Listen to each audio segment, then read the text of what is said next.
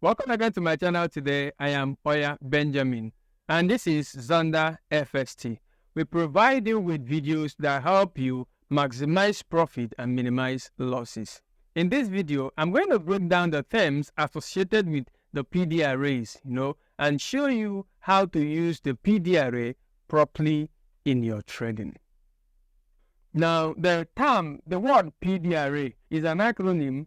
Now, the P stands for premium and the D stands for discount, okay? Now, the array stands for the arrangement of what? Of institutional order flows, okay? Now, the PD array matrix now involves arranging the PD arrays either in the premium zone or the discount zone is what is called PD array matrix. PD array matrix helps you to spot and identify the retracement zone in the market. Now, if you look at the chart we have here, you notice that this market is in an uptrend. Now, we know that after every impulsive move, there's going to be a retracement in the market. Now, before the market continues its trend. Okay. Now, this move is exhausted. Now, the question is the retracement. How long is it going to last, and from where to where are we going to have the retracement, and from which point will that retracement pick up again to continue the trend? Okay. Now, that is where PD array comes in now. I pick my gun tool to draw from the low of this impulsive wave to the high of the impulsive wave, okay?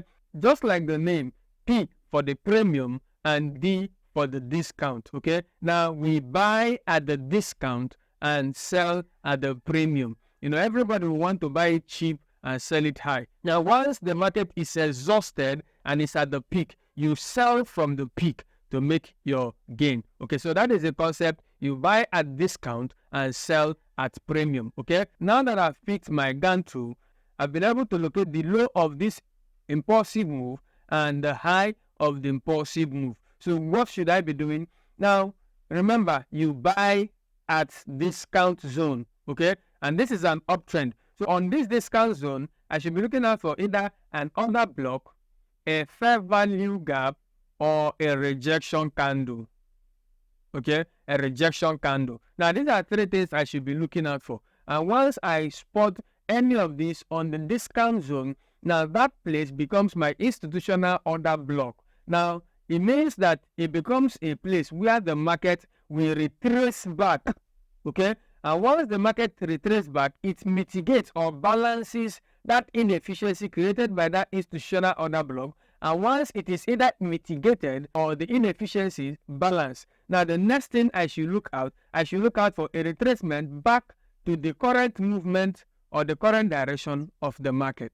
Now let's look at the PD arrays itself. What are the institutional blocks that we are to look out for when using the PD arrays? Now let's look at them carefully. Now, number one, we look at the order block. Now, what is order block? Now, order block, when you talk about bullish order block, is that price level or a turning point of reversal before a bullish reversal in the market. In a nutshell, that last bearish candle that is spotted before a sharp upward movement is a bullish order block. Now, so there's a tendency that when the market comes down the next time, the market must come down to mitigate this order block before moving away from the order block. Now, let's go to the next one. Let's look at the bearish order block. Now, when you look at a bearish order block, it simply means that last bullish candle before a sharp downward movement. Now, if you look at this now, you can see that this is a downward movement and this is the last bullish candle that occurred, okay? So this happens to be the order block. Now, there is a tendency of this market coming back again to mitigate this order block before continue in its current trend. Now, let's go to the next one. Now, the fair value gap.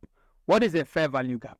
A fair value gap is a type of volume imbalance that occurs between three candles. Now, this is candle 1 and candle 2 and candle 3.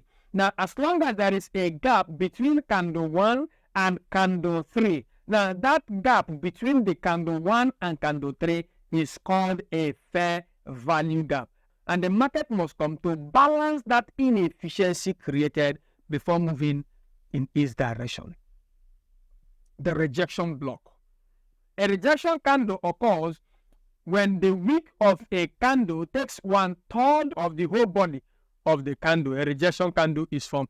Now, from the close of the candle to the high of the rejection candle, now that gap created, okay, becomes the rejection block. The market must come back to balance that inefficiency before moving down.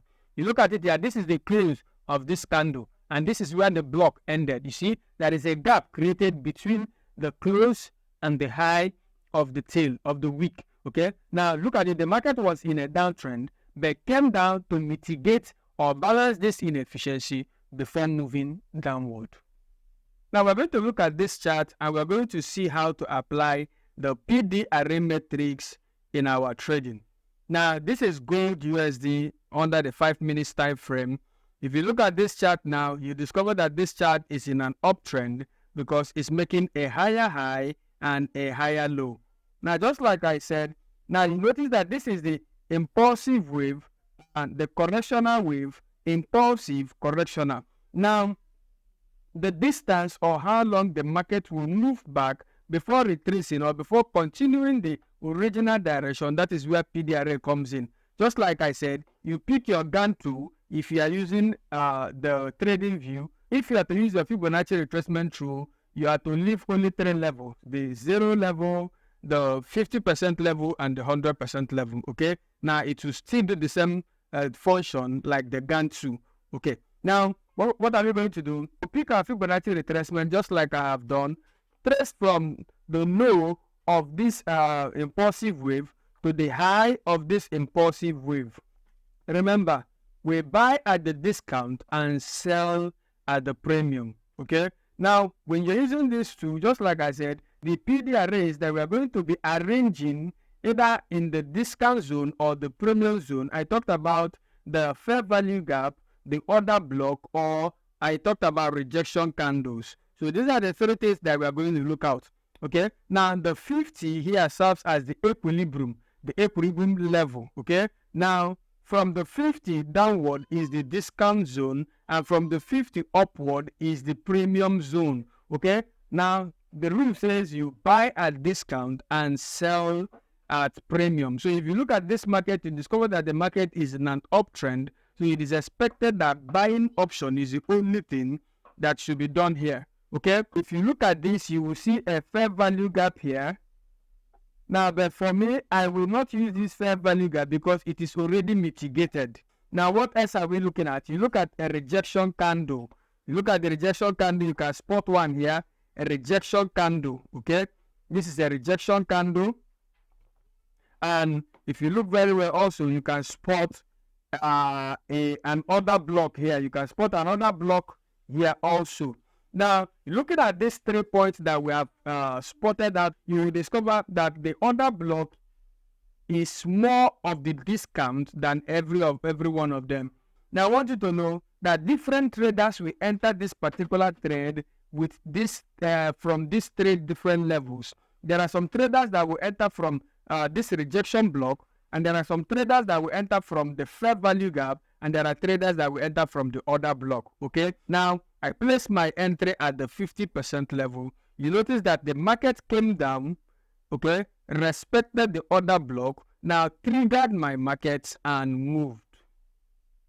Okay, now let's apply the same thing here again. Now let's look at another illustration. We are still on gold USD. Now, if you look at this now, you notice that this market is in a downtrend because it's making a lower high and a lower low. Okay, now just like I said, you pick your tools. Now, this is the impulsive move. Okay, from the high of the impulsive move to the low of the impulsive move. Now, look at this. Now, remember, we sell from the premium and buy from the discount zone. Okay, now on the premium here, I look out for either my fair value gap, a rejection block, or an order block. Okay, now on this premium zone, I can spot a fair value gap. What else can I spot? Now I can spot an order block also here. Okay, now if you look at this premium zone, you notice that we have 2 institutional order flows that contains this premium zone. Okay, the order block and the fair value gap. Now I want you to know that some traders will place their entry on the fair value gap and some on the order block. You look at it, the market came down, mitigated this order block, and moved down. Once you can be able to spot an institutional order block within the premium or the discount zone, now the retracement, once it gets to that institutional order block, we mitigate it, respect it, now before it continue in the new impulsive move. Now, let's look at it here again. Now, you look at this market also, you can see in that trend, I pick my Gann tool. Now, this is the beginning of the impulsive move and the low of the impulsive move. Now, this is my premium, okay? Now, under my premium here, I can spot a rejection candle. At the same time, it serves as an order block. Let's say I can spot an order block here. Is there any fair value gap? This is a tiny fair value gap, and this is an order block. Now, if you look at these two, you notice that the order block is more on the premium than the fair value gap. Now, the market came up, mitigated the order block, and continued in the down movement. I believe that you have learned one or two things in this video. But before you go, don't forget to hit the subscription button, like this video, share it so that it will benefit another person.